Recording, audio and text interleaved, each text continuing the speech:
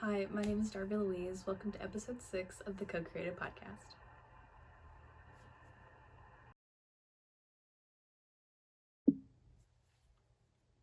Hi, like I said, my name is Darby Louise. I'm a maker based out of Memphis, Tennessee. I live here with my husband, my rescue pup, and the newest addition is our 8-month-old baby boy. So, yeah, I've been podcasting now. Well, I started podcasting last year, and then just circumstances, I just didn't have the time for it. And so it's been about a year since I've podcasted, or since I've sat down to film a whole podcast. I uploaded one that I filmed last year. I just never got around to posting, and so I'm very excited to be back behind the camera, or in front of the camera, to talk about my makes. And yeah, that's what this is about. So I'm just gonna kind of get into it. Yeah, let's go. Let's get started, because I have a baby napping, and so the clock is ticking. So we're gonna start with finished objects, which is how the podcast thing starts.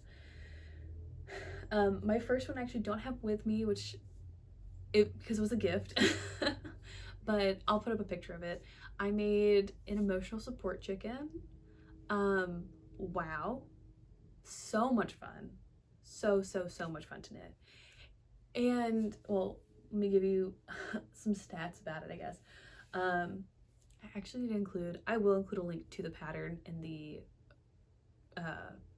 designer's name. I, for some reason, do not have the designers. I meant to write that down before I started filming, but here we are. Anyways, I made it out of like some scrap acrylic and wool yarn that I had, and it was a gift from my mother-in-law. She's just very into chickens. I don't know how that comes across, but she's like one of those ladies who has like her whole kitchen with like a single motif or theme, and it's hers is chickens, and it's just, she has chicken plates and curtains and wallpaper and tchotchkes, so lots and lots of chickens. Yes, when I saw the emotional support chicken pattern kind of blowing up, I found it very interesting because the construction is really interesting. And I was like, why is everyone making a chicken? And then I just bought the pattern. I think I saw Taylor of Wool Needle Hands make it, and Sarah Seams made like, which are a couple other YouTube podcasts that I've watched. I think Sarah made like 3 or 4 of them. And then of course I'd seen like other people posting about them, and so finally I was like, I just need to like figure this out. It's a ton of fun. That being said, like it has short rows, seaming, increases, decreases, and like I think it's a really good skill extender if you're a beginner, because it has just like a bunch of things in one, and it's kind of a really low stakes project. But anyways, I had a blast. I can't wait to make another one, since it's gifting season coming up. I also stuffed mine. I didn't want to buy a bag of polyfill because I was like, what is going to happen is I'll use like 2/3 of this bag of polyfill, and then I'll have like 1/3 of a bag that's not enough to stuff anything, just kind of floating around my house, and I just didn't want that. So I got a bag of cotton balls from like the store, and I just used cotton balls. I kind of pulled them apart and then stuffed my chicken, and it worked out great. So yeah, my emotional support chicken. My first finished object. Sorry, he's not here to be seen. I also didn't use safety eyes. I showed them to my husband, and he was like, I like the minimal look. So I was gonna either do button eyes or, because I don't like the look of safety eyes. So they kind of creep me out. So I was either gonna do buttons or just like some black yarn and make little eyes with it. But he was like, I like the minimal chicken vibe, and I said, you're right, it looks good. I think next time I would probably do like some black beads. I think that would look really cute, because button eyes can also kind of lean creepy. But either way, emotional support chicken, 10 out of 10 recommend making. And of course, like, link everything below if you haven't heard of it and want to make it yourself. Okay, my next finished objects I do have with me. So I cast this on. Well, first of all, I made a Lento. Was a very popular pattern. I think it was like early 2023, and I guess I could have put it on. I did actually just try it on. I don't know what it is. Well, Lento is a pattern from Laine Magazin that like came out I think in 2017, and then it got really popular last spring. I don't remember when I bought the pattern, but this is a 100% alpaca yarn. I don't think it's made anymore, but it was labeled worsted. It's more of a DK. It might be a little bit of a thicker, like, it might look a little thicker than what it's supposed to be. But I'm trying to like show, my watch is lagging. This is my monitor over here. Yeah, there's just some things about it that aren't my favorite. And like, I feel like the collar's too big. Like, I kind of wish it was smaller. Like, and I could fix that with some elastic. I could fix that. I think the short rows turned out really good and looked like they blocked out really well. I think I knit one sleeve longer than the other. So like, there's just a couple things, and I feel like I think I made a size 5. I know there was some comments about the numbers being off, but I think I might have gotten the updated pattern. I don't know, like, there's just things about it. Like, I feel like my raglans are really deep, and I just don't like I feel like I could have gone with like maybe like an inch less increases of raglans. Yeah, I haven't worn this. I finished it, so I did cast this on in December. Actually, I might have cast it on, like, I think it was late November, so almost a year ago, and I finished it early December, because I was gonna wear it to a Christmas party, and I was very pregnant at the time, which in case you don't know, you're just like uncomfortable. And I think I was like 3 weeks away from my due date, and I was very uncomfortable, and you just kind of continue to get more uncomfortable, but like, I digress. Either way, it wasn't sweatery weather. Like, it was cool, but it wasn't like cold enough to wear a sweater, and like, I just couldn't bring myself to wear it because I was so uncomfortable already. So I was like, I'm just gonna be hot and uncomfortable. And it just like wasn't the time. And then I guess it was like a week and a half later, I gave birth, and so I just, for some reason, never had a place to wear this. Like, I kind of missed, like, I was kind of recovering during Christmas. I was recovering during Christmas because he was born a week before Christmas, and so like, I didn't wear this to like a family gathering, and it really didn't get cold here until like January. And then by that point, I was like on maternity leave and breastfeeding and everything. Anyways, I have a number of reasons why I did not wear the sweater when it was cold.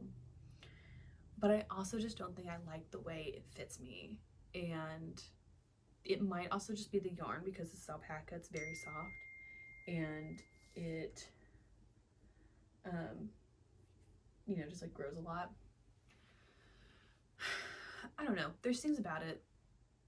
I like the pattern. It did knit up very quickly, and I understand people like it. I think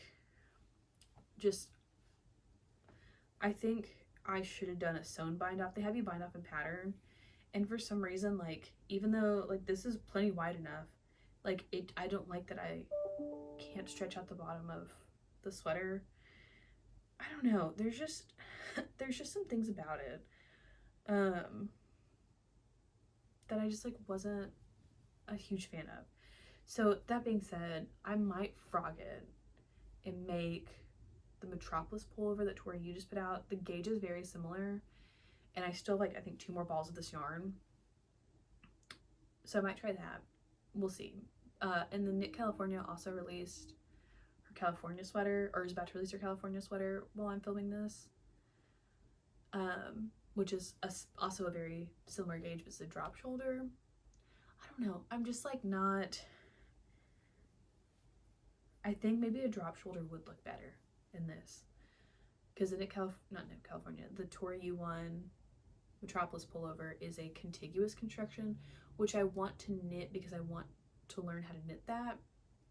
Like I've never knit a contiguous construction sweater, so I'd like to try it, but I don't know if I'm still unhappy with the raglans, because there's still raglan increases on hers, but it's like a different vibe, so we'll see. That was kind of rambly. I made a Lento. I don't know that I'm super happy with it. It's beautiful yarn, and this is like, it's so soft, it's so warm, which is wild because it's like the fabric is so open. Anyways, just some thoughts about the Lento, but this is a finished object. I'm really impressed with myself that I did make a garment while pregnant, because I was not vibing with like making very much while I was pregnant. So yeah, that was a good one. Next up, and I don't know how well you guys can see this. Let me see if I guess it's showing up pretty fine. Oh, this is the Milky Way cowl. It's not blocked. It needs to be blocked. I think it's showing up on camera pretty okay. Yeah. So this is made with Lamb's Pride worsted. Also, the Milky Way cowl is a free pattern, and I saw Emily from High Fiber Knits mention this in a pattern roundup she did. I don't remember if it was about color work. I think it was about color work. And I've never done color work until this, and so I'm very excited about it. Where's the, I don't know which one's the cast on edge. Okay, this is the cast on edge. So I think in the beginning, sorry, my notes are over here. When I started, I think my floats are pretty okay. And then I was doing, like, I knit continentally, and so then I had like my main color in this hand and then my contrast color in my left hand, and it was actually like pretty easy to get used to that rhythm, like using both colors. But what I would find myself doing, and I do this a lot when I'm just knitting normally, is I pull my yarn to kind of tighten my stitches. And I would do that. I would pull my left hand just like out of habit to try and tighten my main color stitches. Yeah, which I was using my right hand to do this. And so I think it started off pretty okay, and then like in the middle it's pretty tight. I think it will block out because it's 100% wool and mohair. Actually, let me grab the yarn. Yeah, Lamb's Pride worsted. It's 85% wool, 15% mohair, and it's like a single ply yarn. It's really pretty. I got this at a craft swap, so like I'm pretty happy with it. It's really like I liked working with this yarn, and it's also very warm, which I'm really excited about for this cowl, which I'll probably end up gifting, hopefully, if it blocks out okay. But the color motif is very pretty, and yeah, it was really fun. It was a good experience. It's woefully off gauge, but I found that out like after I found that out like after I knit the whole thing. I like measured my gauge. I was like, oh, there we go. Anyways, so that's the Milky Way cowl. Free pattern, great first color work pattern. Again, I'm like in person, I'm like, I don't see the pattern because my color choices probably weren't the best for contrast, but I don't know, it might be coming up on camera. I think it's coming up on camera way better than it's coming up on like in person. So yeah, it's fun. It was a fun knit. It definitely was like by the end I was very happy to have it off my needles. I don't know that I could do a like whole color work yoke for a sweater. That might be somewhere distant in my future. But it was fun to try it. I would like to do more color work stuff in the future. I don't know about yet. I just need me and color work need a little space. And then I'll try it again. So but yeah, Milky Way cowl. And again, I'll link that pattern below because I also don't have the designer's name. I feel so bad. Next thing I want to talk about are some socks. Also, I just realized that my background is like, we have a very tiny house and small closets. My husband keeps all of his clothes hung up on a clothes rack in his room. This is the only place I could get some decent lighting. So pardon the background. Yeah, it's okay. So these socks, pair of socks. I don't know how. Here we go. So this main color is Knit Picks Hawthorne. I don't know the colorway. I don't know if they make it anymore. But it's a solid sock yarn. It feels very super washy.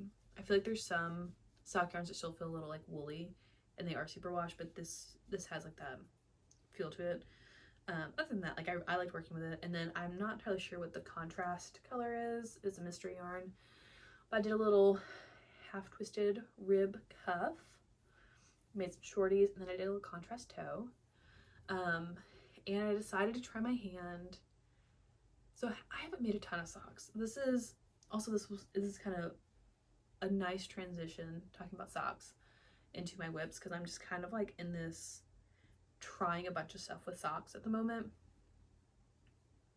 as every knitter does, like trying to make socks or trying to find our perfect fit sock.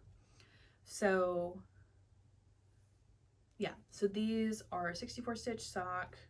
I don't remember what pattern, like I just kind of cast on, did the cuff, and then I just found a pattern that had a short row heel in it and used those instructions. And I gotta say, not a fan of the short row heel.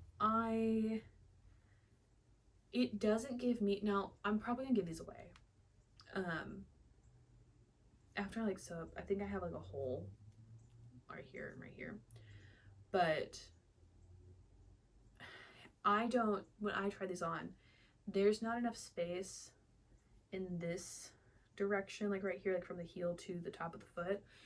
So that tells me if I'm going to do a short row heel, I probably need to do some increases before I get to the short row heel.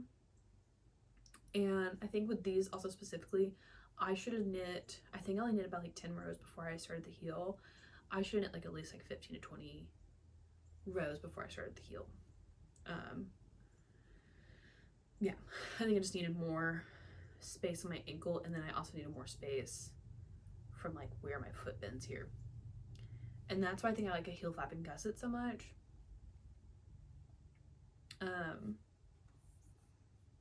Yeah, I've made a couple pairs with heel flaps and gussets. That's what a heel flap and gusset has previously been my like preferred heel, and I still really like it. I like it specifically when I'm doing top down. So I wasn't happy with how these turned out. So I made them the exact same color. I haven't woven my ends in yet. because this one, like, this was the end of the yarn, so I just like left it, didn't cut off. So I did it again with a heel flapping gusset. I still might be giving these away. Let me just kind of throw all these in here. So yeah, I had enough yarn from that one cake that I could do. I will put ends in on this one. This might be my first one done.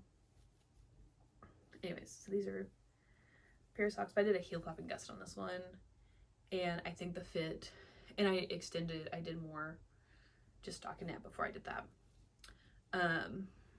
But I think for some reason this cuff feels tighter than the cuffs on these. I don't know if that was just, it's got to be a me thing.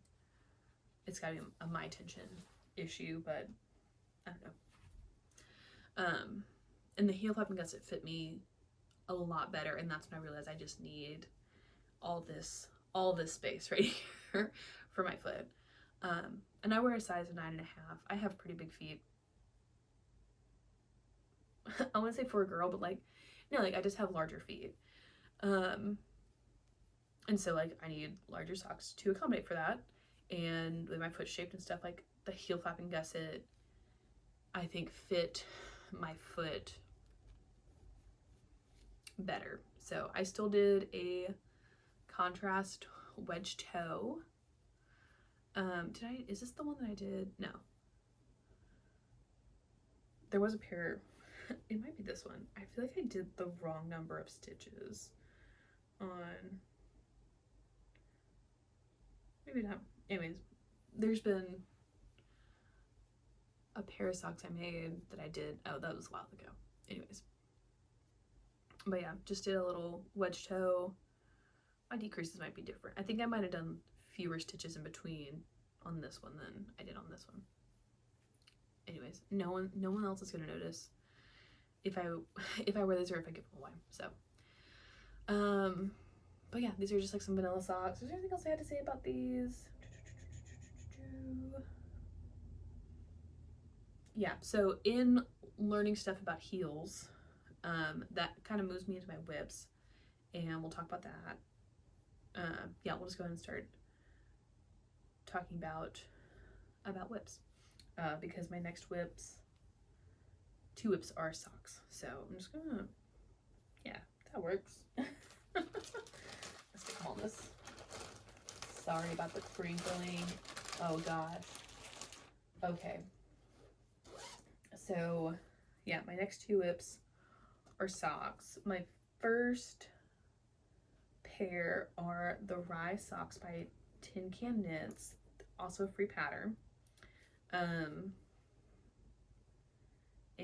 this is what I have so far. I'm doing 2 at a time, which like somehow is taking me longer to finish these. I think it's because I've like moved the yarn in the bag. It feels like it's taking me a long time to finish these, but here we are. So the Rye Socs are just really fun. Pardon I did 2 rows of knit instead of knit purl, but they have this like nice garter stitch panel in the front, which Tin Can Knits has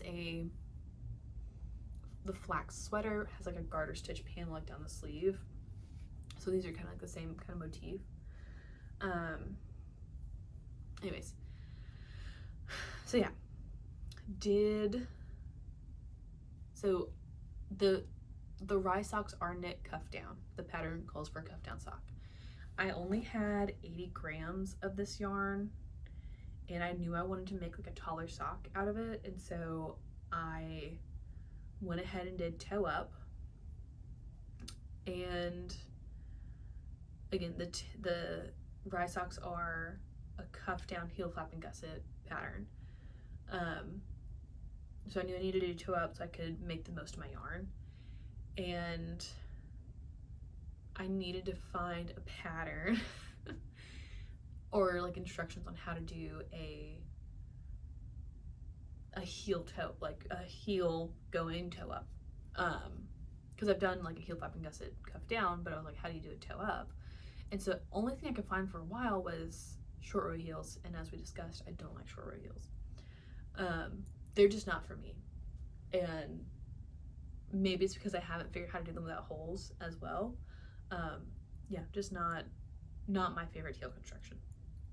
But if that's what works for you, that's what works for you. So I just was looking through my patterns and I found a pair of toe-up socks. They're called the Time Traveler socks. And I thought they had a heel flap and gusset, and so I started the increases, like what you would for a gusset, the increases. And then it had me doing short rows, and you do short rows in a heel flap and gusset heel. How many times can I say heel flap and gusset in this podcast? And then it's like, now go back to knitting them around. I'm like, wait a second. And I realized, like, I then read the instructions, like, of the pattern, and I realized I did a fleagle heel. And, which is, like, also really funny after I knit it. I don't know why I'm just, like, still just holding these in my hand. Yeah, did a fleagle heel, tried it on, and I really like the fit. And I think it incorporates what I like about the heel flap and gusset, because it has like gusset increases and it's really simple and you don't have to pick up stitches like you do in a heel flap and gusset. Like that's like the one thing about a heel flap and gusset that I don't like, is having to pick up stitches. I really hate picking up stitches. So it felt like a very nice, like, in between. Like, there's still short rows, but I don't know if it was because they're not wrap and turn short rows. I just, like, slipped. Were they wrap and turns? Anyways, something about, like, the short rows turned out way better than they did in those purple socks. Purple ones had, like, a lot of holes in it. And yeah, so but I tried it on and it just, like, fit my heel so well. And I was like, well, also these might not be for me. I might be gifting them to somebody. I don't know. All I know is that it fits my heel very well. So yeah, I'm working on the leg of these at the moment. And my plan, because I don't have a whole lot of, oh, I forgot to write this down. I made yarn cozies, which is a knitting natty pattern. Did I drop a stitch here? I did, but it's inside. Anyways, I made some yarn cozies. So this is all I have left, which should get me in there. It should be fine. Should get a decent leg, but I do feel better not having to play yarn chicken or guess, like, do we have enough to make it to the toe? So yeah, I made a couple yarn cozies. Love them. They've been very helpful. Yeah, I forgot about those. So yeah, that's my those are my Rye Socs. They're also in this cute little bag that I got from a yarn store in North Carolina. I bought yarn there. I made socks out of it for my husband. I don't know where those socks are at the moment, but I got this bag that has the Kitchener stitch on it, and it is perfect for doing cuff down socks, because then I can just put this in front of me and finish my socks with a Kitchener. So this is typically where my sock projects live, is in this bag. But I'm doing toe-up socks in this bag, so don't need the assist as much. So the other sock project I'm working on, I'm not using a pattern for. I do have one finished. And this is, let me try and get it. I have blockers. I could have put it on, but I would have had to get them out. Ta-da! So this is another fleagle heel sock. Look at it. It looks great. It actually it does look really funny, like knit up, honestly. But yeah, so this is Patton's Croy in the color, I'm sure it's just a number. Oh no, color Route 66. And then I have my second one. I'm still on the foot, but little toe up. I definitely cast on less stitches. Eek. Okay, I mean, I haven't made it too far. It's probably, I don't know, we'll see. Anyways, I'm not really using a pattern. I'm using the instructions for the fleagle heel from the Time Traveler sock pattern, but I really just wanted something I could do to stockinette in the round. And yeah, this feels woolly to me. Like, I know this is super wash, but this yarn feels really woolly, and I think like the stitch definition on this is just real great.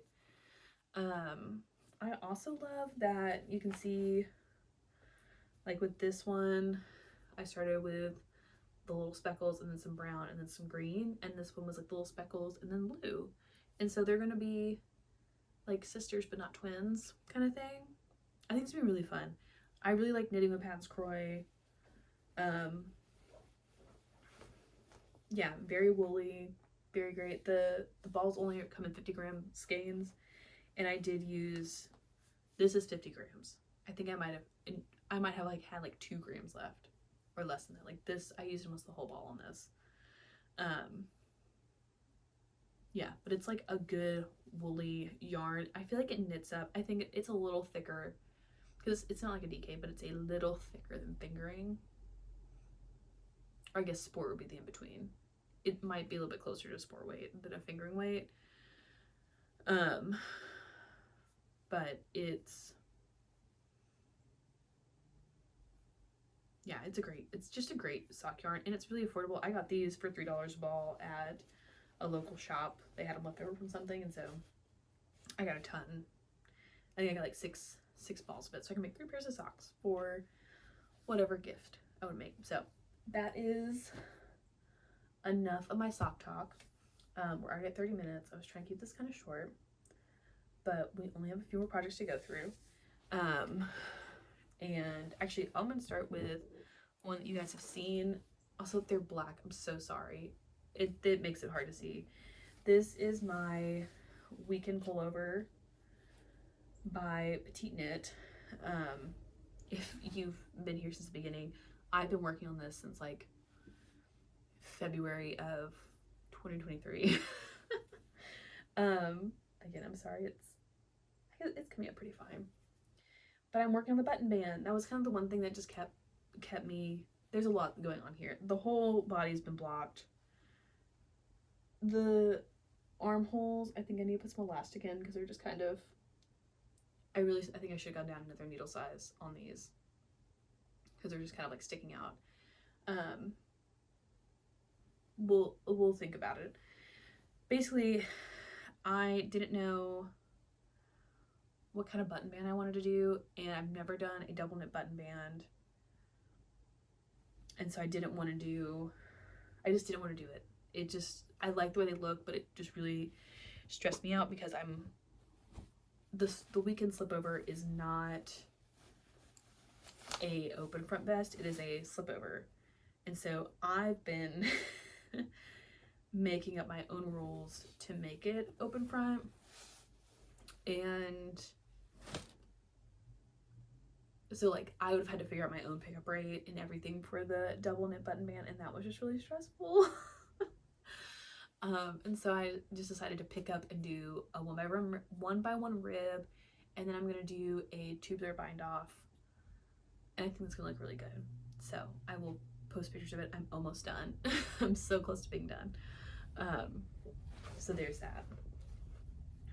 And then this one is my Eun Sweater. I posted a little bit about this on Instagram. It's my Eun Sweater by November Knits. I'm using Take yarns in Coast, which is a 55% wool and 45% cotton, which is nice. And then I'm also using, I don't know, there we go, Cascade 220. I think this is the colorway Slate or Smoke or something. It's like a dark, it's just a really dark gray color. So I'm holding them together to get, and I've gotten gauge. I'm right on gauge, which is really nice. And here's my little swatch. I didn't block my swatch until right after I finished this, like until I was almost done with the pattern. Yeah. So here's what I have so far. Oh, this is the front, because that's what I'm working on right now, is the front panel. So if you haven't seen this before, this pattern before, it's a raglan, a top-down raglan construction with these beautiful thick ribbed raglan seams. I love a good thick raglan. That's something I really like. It has a double folded collar. It's shaped with short rows, and then there's this like huge split hem. So I've just started it. I did try and talk myself into it. I was like, well, if I crop it, I only have to do like 5 inches of ribbing instead of like 15 inches of ribbing. It's gonna be a lot of ribbing. I also think I'm gonna rip this out. That's kind of not the whole thing. I've made this portion too long, and I was about doing like sweater surgery on it, but that also seems really intimidating. And I know if I go ahead and rip it back, because if I finish everything and then do sweater surgery, I'm gonna have more yarn I could have put into this, and I think I'll have enough yarn. Pretty sure I have enough yarn, but I'd like to have as much yarn as possible to knit these big rib panels. Yeah, so I think I'm gonna rip this out, about this ribbing, which is really funny because I thought I'd be done with the sweater this week. I will not be. I think I just want it. I'm kind of tired of it, and I want it to be done because it's so excuse me. It's so thick, and it's gonna be a great sweater for like January. And so I want to get started on something that I can wear sooner. So, but once I get done with my vest, I will cast on another sweater. Maybe not for me, because I actually have one on the books to make for my son, and that's gonna be obviously a quick knit because he's 8 months old and tiny, almost 9 months old. He's so big. But yeah, this is. Wait, are we still? Sorry, my watch fell asleep. I was like, are we still? Is the camera even still going? But yeah, this is my Eun sweater. I'm really excited to have finished. I think it's a beautiful garment. I've had a lot of fun making it. I think the 2x2 ribbing details are beautiful and fun, and just the way that it continues. You're not supposed to continue the ribbing down past the raglan, but I decided to continue it onto the side and make like a big rib panel. And then I did like a pearl seam down the arm as well, because I just thought that was really fun to do. So yeah, so that's kind of where I'm at with this. I'm just kind of tired of it, but also I want it to be done soon. But I know it's not going to be done soon because I had to rip back like one of the sleeves because I made one of the sleeves too short. And you know, there's just it's just the nature of making, is like sometimes you make something and it goes really well the first time. And sometimes you have to keep ripping back and doing it again and everything, but it's going to be worth it in the end. I'm really excited to have it. I do really like the sweater. I think because I cast it on in January, so it's been on my needles for a minute. But I also was like, oh, this would be really fun to have like while pregnant. Again, it did not get cold enough while I was pregnant to justify having a sweater this thick, but I thought with a split hem it would look really cute. And now I'm like, oh, like it's not gonna have the same vibe, but it's still be a great sweater to have. I'm very excited about it. Okay, last thing. I have this is my acquisitions. I have like several balls of Knit Picks Wool of the Andes, and they're sport weight. And this is the colorway, Dove Heather. It reminds me of like, you know, those like sweatshirts, just a sweatshirt, just like a plain sweatshirt that's like that really light gray. I don't have one that color. I don't have a sweatshirt that color, so I'm really excited about this. I'm going to make the Meissa pullover by Amy Christoper's of Savoy Knitting. Make a size 5. I'm really excited about it. I'll put a picture of it. It has this really cool like quilt-ish motif on the front, but it's made out of like, it's charted. So it's like yarn overs, and eyelets and all sorts of fun stuff. But it's a sport weight, so it's gonna be a little bit lighter and I think a little bit easier to wear for this wonderful southern weather we have. I was really excited about it. This is my swatch. I swatched them around, guys. Like, this is a big deal. Because I typically swatch flat because it makes sense in my brain to swatch flat. But I realized my row gauge was always really long, and that's because my pearls are I don't know if it's because I knit continentally, that my pearl stitches row out, but I always row out knitting flat. And so I typically don't get row gauge when I knit flat. Normally it's a little long, but once I knit everything up, we're good. And so I just want to make sure that I had the actual tension I was going to have. First of all, like, the stitch definition on this is great. I've never used this yarn before. I got on their Labor Day sale, and like immediately cast on the swatch, and it looks great. And I never understood when people were like, this yarn smells so sheepy. This smells sheepy. Like, it smells less sheepy now that the swatch is dried, but when it was wet, it smelled sheepy. So this is what I'm really excited to cast on. And I think it's gonna look really cute. I'm also excited to only be holding, because like the other two big projects I have right now are holding 2 strands of yarn, and that just kind of gets old because like you miss catching one of them or something.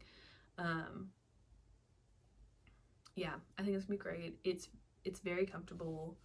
I mean, it's woolly. It's a woolly wool. It's a non-super wash, but I'm really excited. And swatching in the round, I think, was, again, never done this before. Good experience. I'm glad I did it. It gave me the information that I really needed. Will I always swatch them around? Probably not. But I probably won't always swatch them around, but I'm really glad I did for this one. I think that's everything. That's it. We made it through at 42 minutes. Break. Okay, I am so glad you came to join me. I'd like to end this with some fun stuff, but I have to get back to momming and everything and praying that this baby doesn't wake up before his nap is done. But thank you for watching. Thank you for subscribing. I will link my Instagram and Ravelry down below. I'm on Instagram at darbylouise.makes, and I think I'm on Ravelry at darbylouise. But yeah, that's it. This is also an accumulation of stuff that I've done over the last like 12-ish months, maybe more. So the next podcast will definitely be a lot less because I don't get as much knitting time in as I used to, but that's okay. It's all good. So please share what you're working on in the comments, or if you've made anything that I'm currently working on or have any advice for how to get through 2 giant panels of ribbing for me, please share in the comments.